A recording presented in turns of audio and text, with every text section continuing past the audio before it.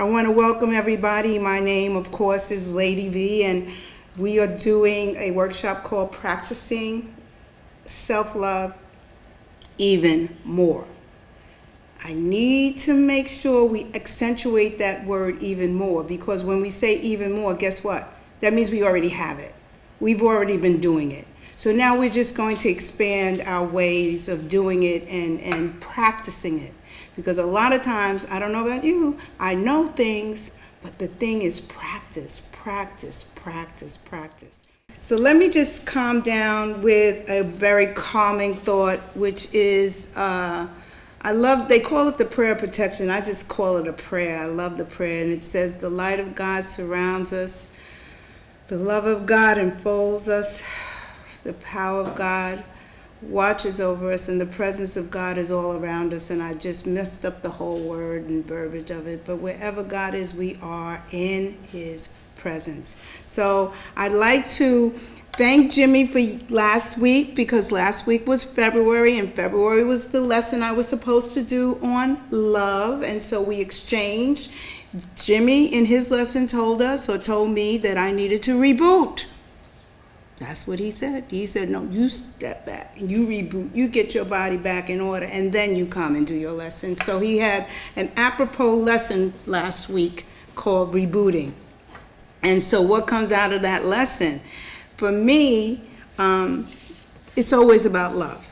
And so there's no specific month that we have to do a love month just because it was February. So we're going to talk about love and loving ourselves even more. And as some of you might know, I am a licensed Heal Your Life coach, so I will always come from that place when I do my workshops, and be influenced and always influenced by the First Center of Religious Science and what it also teaches.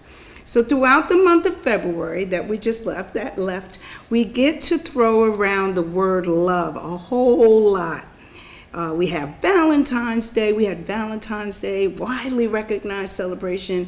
I always make excuses to celebrate things. So Valentine's Day was a great excuse to go to the islands to celebrate my first date with my husband 32 years ago.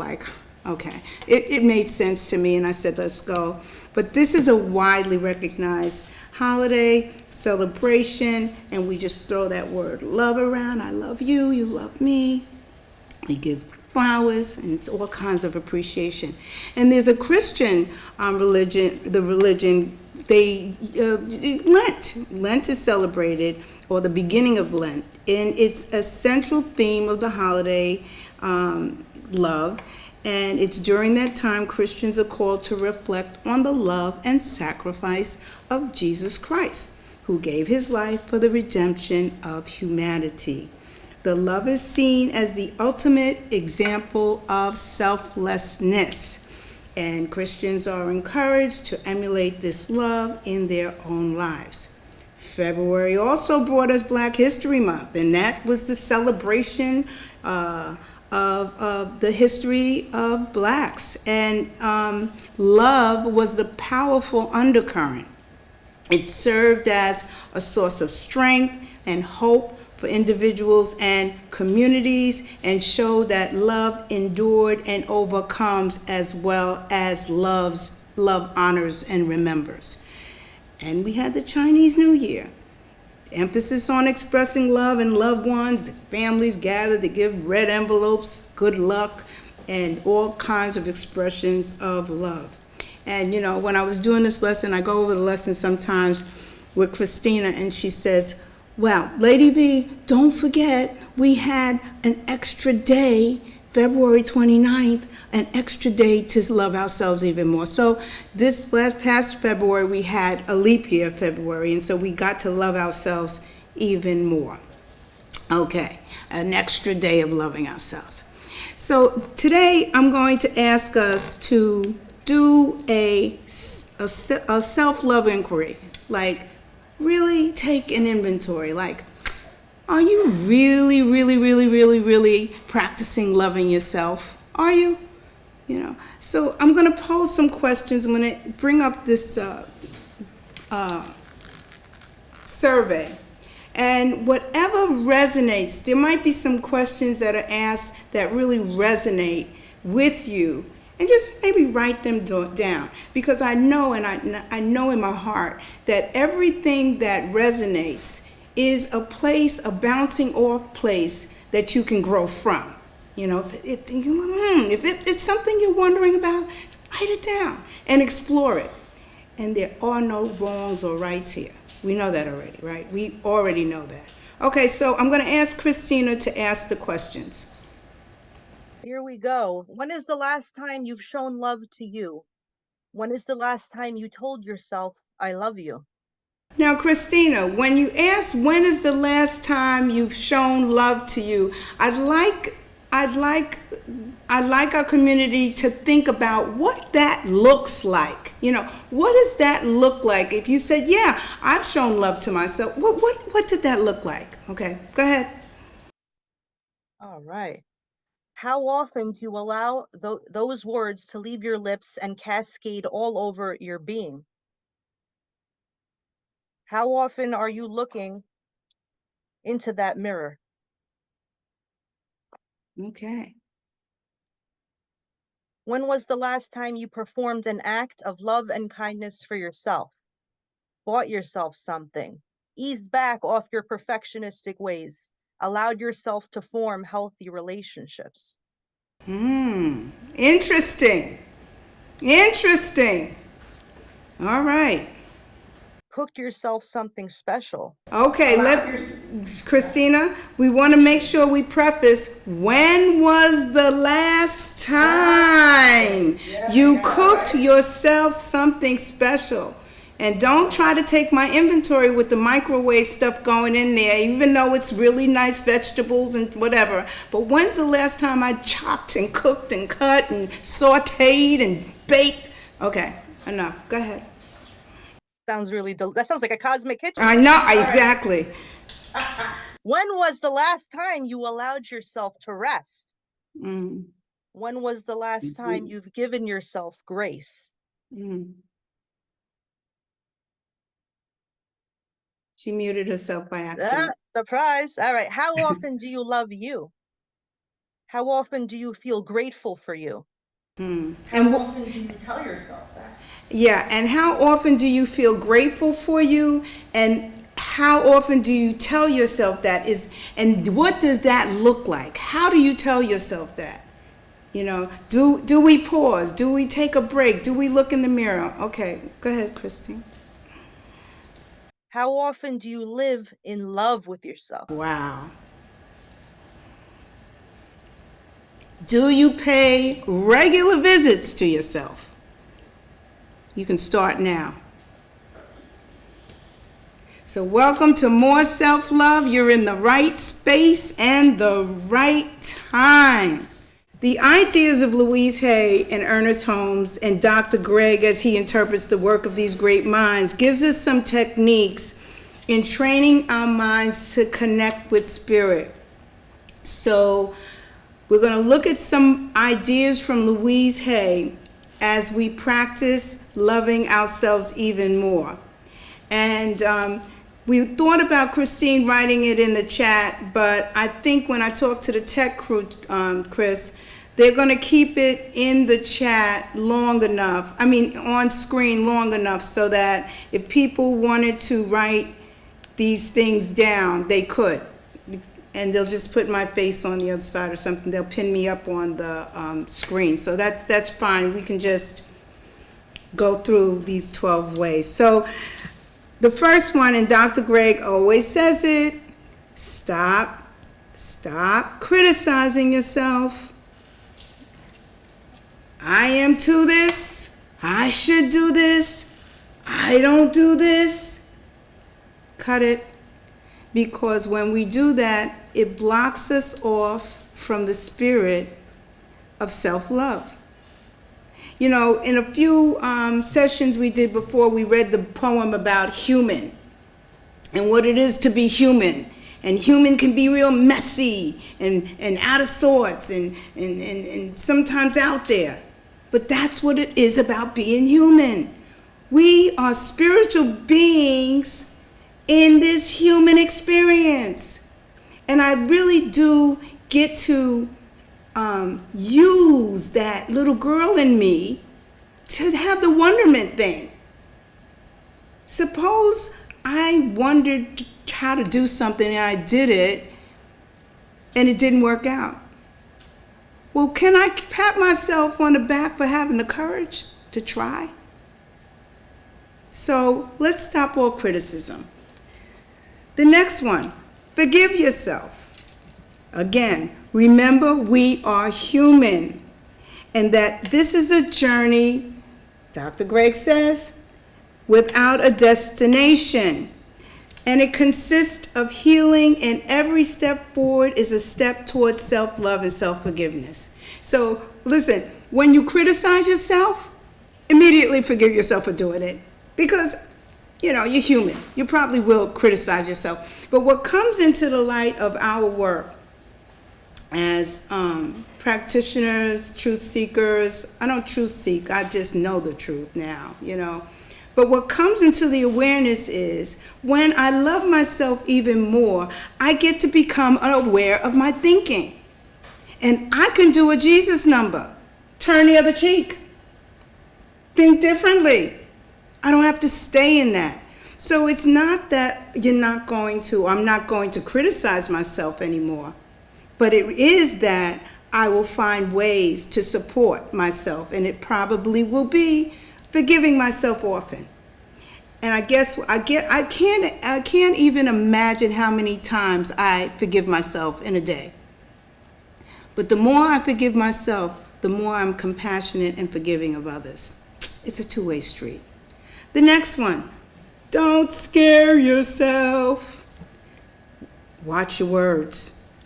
How many of us go do future tripping? Whatever the future tripping is. Oh my God, this is going to happen. Oh my God, if I do this, this is going to happen. It's called future tripping now. And we need to really understand and be confident in the ability that we have to navigate all challenges. There are so many testimonies in our community that people have demonstrated how they have navigated their challenges. And not only that, it's not that fear doesn't come up again, but it's what is the prescription for this fear? And that's what we learn what to do here. How do we treat the fear? The boogeyman, the cold, the condition. And we first realize that we don't scare ourselves here. We have the power in and through us to work for us. The next one, be gentle, kind, and patient with yourself. We want to choose kindness. We want to choose gentleness. We want to pat ourselves on the back more. And, I belong to one of my communities, they say, put the bat away and get a feather, and use a feather, use a feather. Allow yourself to be vulnerable. Allow yourself not to be perfect. I feel like, I don't know if it's cited anywhere, but perfectionism is a sickness. That's what I think. I'll look it up more and I'll do research, but it's ism. It's something that isolates me into myself and my mind, and it separates me from anybody. And that's not healthy. So learn how to be gentle, choose kind thoughts, be patient, and practice it, practice it, practice it. Because this is what this workshop is about. It's about learning strategies, creative ways to be kind to yourself, to learn to put some ideas into your life and your head in order for you to be a better you for you, and then everybody benefits. Isn't that something? Be kind to your mind. Anybody have the One of my friends says, if you got the monkey on your shoulder and it's blah, blah, blah, get a banana, put it in their mouth and shut it up, Be kind. Be kind.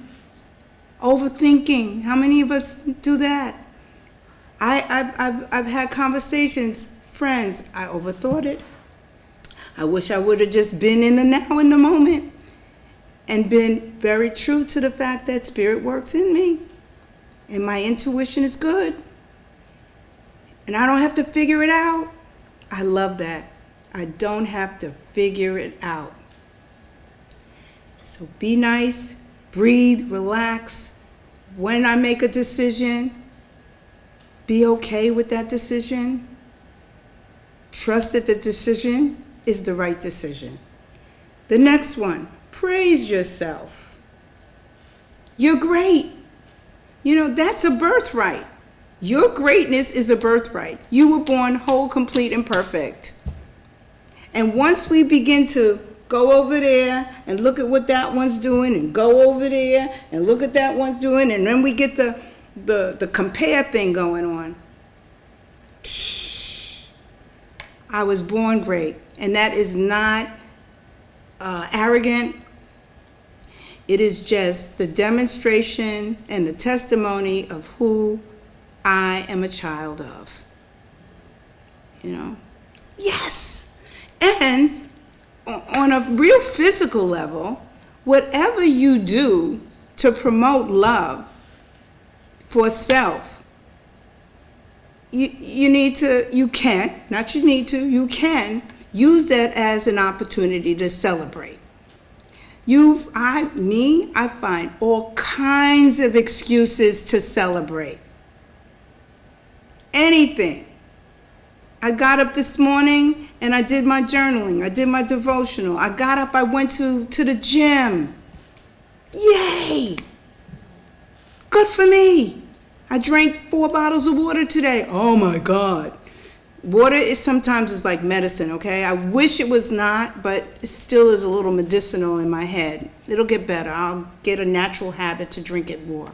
But when I do, I celebrate it because I know I'm giving myself, my body, something nourishing. So, praise yourself. Support yourself. And I say embrace support. I think we talked about it maybe in a share coming from the community, but in isolation is so much different from the meditative place of being in that secret place. Isolation is what one does that doesn't even want to have a connection with spirit. That's my story. That's what I think it is, you know. And when it comes to this particular slide that you see, embracing support means you are not alone. You don't have to be alone. You might want to even consider this, that who's your team? Who's your team? Who's in your team? Who's on your team? You know, I got a team that has a coach. I have a wellness wheel. I call it a wellness wheel. I just slip it up in a pie. And I have my coach, I have my minister, I have my communities, which you guys are part of my communities. This is where I embrace my support. I come here to get fed and nourished. You know, I have other communities. I have those go-to friends. Anybody have go-to friends? Like, I just gotta make a phone call. You know, I love relationships where I don't have to start from the very beginning. Like, I have go-to people where I don't start from, I'm like, this is what's going on right now, and I need your support. That's what I think I did today. I felt that this particular lesson I needed some support in, and I just started texting my peeps and saying, come on, join me, I need you. Please help me. Just be there in the audience, let me see your face, you know? And that kind of vulnerability is so admirable because this is who I am. And to be transparent is a wonderful thing because that's who you attract, wonderful people. I have one of Louise Hay's things on my wall. I only attract phenomenal people in my life. And trust me, I don't know that I don't. The other ones, I don't even know. They don't exist. Because everybody in my circle is phenomenal. And that's who I attract. And I want to be phenomenal to them as well. You know? And it has happened that way. Be loving to your negatives. Negative is not always bad. Negatives are really good bouncing off places. You know, I don't want to be like that. Okay? That's negative. But what do you want to be like? You know? So that negative can teach you what you don't want to be like, and the positive, and you can go towards your positive. A negative emotion, anger could be a negative emotion because it makes you feel bad, but it also gives you power to have a voice in a situation, you know? And there's the other comedic kind of negative. I have these kind of negatives, like I'm still driving, and I'm a New Yorker, and you know New Yorkers are very aggressive, God bless them, you know, oh, God bless New Yorkers. Oh, but they drive, and honey, they go this way and that way, and they cut in. And one of my private jokes is when somebody like goes speed and cuts in, oh my God, they probably have to go to the bathroom really bad. And I laugh. I find a way to break out of that and laugh at the situation. I sometimes have to laugh at myself, you know. My negative the other day, I was with one of my assistants, and something happened, and I was all riled up, and I realized that I hadn't eaten in 5 hours. I was hungry. And my negative emotions helped me to understand I need to reboot. I needed to eat. I need to feed my body. So I have to be loving to thank you, negative. Thank you, negatives, for helping me to establish where I am right now in this world that I'm in right now with me. Okay. Let's make sure we take care of our bodies. We feed our bodies nourishing foods, healthy foods. We engage in exercise. We have fun. We dress our body. We love our body. You know, we move our body. And Louise Hay has a bunch of affirmations, if you look on YouTube, for taking care of your body and loving your body. Most of all, have fun with your body. And let's make sure you see my favorite, make the mirror. Make the mirror your friend. I don't know, my mother, I grew up in a mirror house. I'm a 1950s girl, so my mother had these, late 1950. My mother had this whole wall of mirrors. They were square mirrors with little diamond. So I've grown up with mirrors all my life. Don't worry, I have always been in the mirror. I have no problem with the mirror. However, I did have a problem looking in the mirror. And what does that mean to me? I had problems looking at myself and telling myself, I love you just the way you are. I know, it's hard to imagine Lady V sitting up here talking to a whole platform, community of people, and looking all confident, had a problem with saying that she loved herself? Yep. I did. I was the most critical person in my life, and I had done the worst things in the world. And if you really knew me, you know. But I just want to say, anybody who's beginning this new thought, let me tell you, we do recover from all of that. We learn how to respect ourselves. We learn how to talk to ourselves. We learn how to be kind and generous and patient with ourselves. And we learn to love ourselves even more because we practice what we learn. I love that. We practice what we learn. And I think, you know what, Jimmy, that word is really important. Practice. Oh my God. There's a certain word, and Dr. Greg talked about it. He says sometimes, we throw around the word faith. And so he started using the word conviction, And there has to be this conviction in practicing this stuff. I had a mentor that used to say, Vivian, yes, inch by inch, it is a cinch. Yard by yard, it's going to get hard. If I can look at the little increments, like looking in the mirror maybe 3-5 times a day when I don't even do it at all, or saying a mantra, an affirmation in the mirror. Louise used to say stuff like, say you love and approve of yourself 100 times a day. Who does that? But guess what? I got there.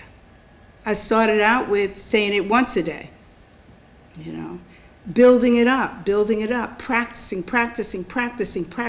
I believe in this life that we're in, we get to develop some spiritual muscles, that help us get to that gym, that help us to eat correctly, that help us to be kind to others, that help us to be uplifters. So making that mirror your friend is one of the best gifts you can give yourself.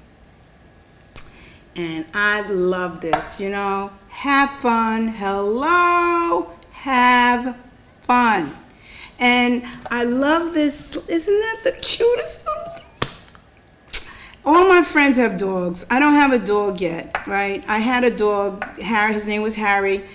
Harry Potter. I loved Harry. Harry died in February during COVID.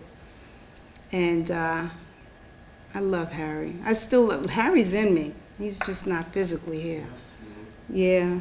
And, but I looked at that dog, and that dog is looking at me, and that dog is having so much fun, and that dog is touching my little girl, and we're just playing. And please have those moments. That is so part of loving yourself even more. Jimmy came in from the rain, all soaking wet. I just loved hugging him because he was soaking wet. Like, yeah, remember you used to play in puddles in the water? You're never too old. I don't know what that means to be too old. To have fun. And I have a few people on this platform that could probably tell you how they have fun. That beautiful fun that brings in the sunlight of the spirit. So embrace your fun, play with your inner child. Think even about what children do and copy them, So we're going to say the ending of these 12 ways. Love yourself now. You don't have to wait till tomorrow. Okay, tomorrow. I call tomorrow, sometimes I call tomorrows the Monday tomorrows. You know how like when you get on a diet, okay, I'm going to start Monday, No, not here. You love yourself now. And I just want to give you a little beautiful praise thing, because if you're in this place right now, you're loving yourself right now. Hug, pat yourself. You're loving yourself right now. Because what you are doing is I'm in a place where I'm going to learn how to practice some self-love skills. Good for me. Celebrate me. Yay for me. And so you love yourself right now. You start where you stand. Where are your feet planted? Your feet are planted right here, right now. Okay. So I am going to, and this is where I asked Christina to help me with this, because I'm going to add a couple of more techniques to this 12 ways to love yourself.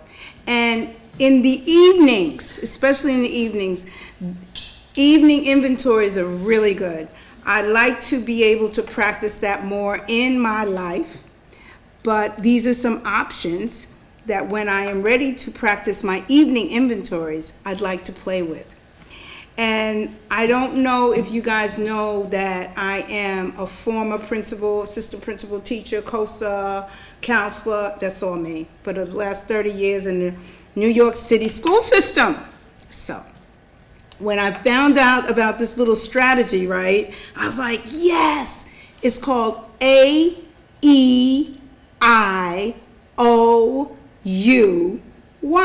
And, you know, when we teach English, we say, and sometimes Y, but this is always Y, okay? So it's the vowels, and each vowel stands for an inventory question that you can ask yourself at night. And so the A is for, I put abstinence. I use the word abstinence. And how have I practiced abstaining from? And then it's a goal. So say criticism, self-criticism. Have I practiced abstaining from? And I'll just put criticism. But whatever your from is, you know, what was your goal in the morning? What did you want to do more of? Did you practice more of what you wanted to do and excluded what you didn't want to do? Okay, so the A is abstinence. Have I been abstinence from? And I put as examples abstinence from things that prevent me from reaching my full potential. Like this man right here just bought me a Diet Coke. It is 7:55 at night, okay? I am not going to drink that Diet Coke tonight. I will take it home. Anyway, I have abstained from caffeine. I do that. I don't do any caffeine after 3 o'clock. I love you for loving me, though. You know, you teach people how to love you, and that is, because he knows I love Diet Cokes. So that's the A, abstinent. Have I abstained from whatever you think that you'd like to stay away from, okay? Now, E. Okay, so what do you think the E stands for? Exercise. Have I exercised today? And exercise is a really, really powerful tool. Whether you do it through your meditation, I love the fact that people exercise differently. But whatever exercise, whatever that means to you, have you moved your body in a way that helps to make it feel like it's whole, alive, and complete? The I, like this one. What have I done for myself? What have I done for myself today? This is a day at a time piece. What have I done for myself today? Oh, others. What have I done for others? You, unexpressed. Am I holding on to unexpressed emotions today? Because you know you want to go home, you want to go to bed with a soft pillow. So you got to let those resentments or those unexpressed emotions, got to release them, give them up, put them in a God box, do something with them, but don't take them to bed with you. You'll have nightmares. And then the why. I love the why. Yay! What is something good that has happened today? I love that. Why? What is good that has happened? So this is a short, beautiful, sweet lesson on some creative ways, because this is the creative series, creative ways to love yourself even more. We talked about, or we looked at that inquiry. We looked at how we could use this inquiry, this self-love survey, to bounce off from a place where we can practice loving ourselves even more. We looked at some of the ways that Louise suggests us to take an inventory. to stop criticizing ourselves. Are we criticizing ourselves? Are we forgiving or not forgiving ourselves? Are we patient, kind? Are we looking in the mirror? Are we having fun? Are we smiling a lot? Are we embracing all of us, our shadows as well as our light? That makes us who we are. And are we not waiting till tomorrow? We're going to do this tomorrow. Are we doing it right now where our feet are planted right now? And I'm going to tell you something. I said it before. Yes, you are. I will let you know. I will affirm that you are doing it right now. This practice, this thing, this listening, this being fed here on this platform is loving yourself even more. You know, you got movies, you got TV, you got radio, you got gossip, newspaper, you got all kinds, but you're here. Give yourself some pats. So I'm going to let this go, this particular workshop. We're going to end it with reminding you how deserving you are of the good life. And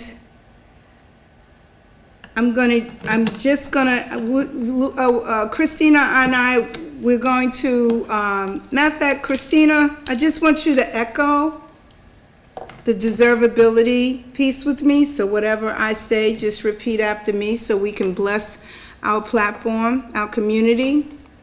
And I know, Christina, you did not practice this with me, so this is how we flow. You ready? I'm ready. Okay. So this is for our community. We appreciate our community. We appreciate the First Center of Religious Science and all the participants that are here with us on this chat. And I begin this deservability affirmation with you right now. You deserve softness. Deserve softness. You deserve kindness. You deserve kindness. You deserve stillness. You deserve stillness. You deserve patience. You deserve patience. You deserve love. You deserve love. You deserve respect. You deserve respect. You deserve care. You deserve care. You deserve laughter. You deserve laughter. You deserve intimacy. You deserve intimacy. You deserve hugs. You deserve hugs. You deserve kisses. You deserve kisses. You deserve flowers. You deserve flowers. You deserve it all. You deserve it all. I love you, Chris. Love you too.